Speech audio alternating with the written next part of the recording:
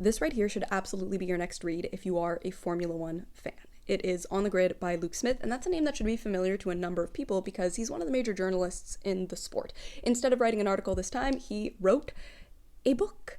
And it's very much a human perspective story. Unlike other recent publications that are very analytical, looking at this is what happened that particular year to that particular driver or team, sports politics, it's very much looking at the personal stories of the people that are working within the sport in different departments, on different teams, what challenged them in their careers personally, why they choose to continue to work in such a circus, and in certain cases, why they chose to leave and move on to something different. It's also a very personal story. Smith does not act like he's not a part of Formula One. Instead, he inserts himself fully into the telling of these stories. It is riddled with his sense of humor, little quips here and there, things that he found funny in the moment.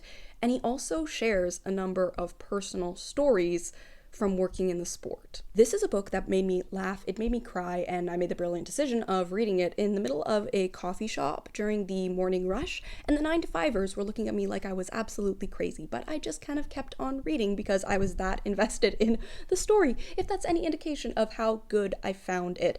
There's also all of these sticky tabs marking quotes that I really enjoyed, stories that I want to ask more questions about, or things that I wanted to research. So overall, you could say, yes, I really did enjoy this. It is currently available for pre-order, and there are different release dates depending on which market you're in, so double check what those are. And if you do see this in store and kind of want to get a better feel of what it's all about, the best chapter that I would say is a good sample read would be chapter 3. Huge thank you to Harper Via for sending this my way, and congrats to Luke Smith for writing something that is just absolutely brilliant and a really enjoyable read.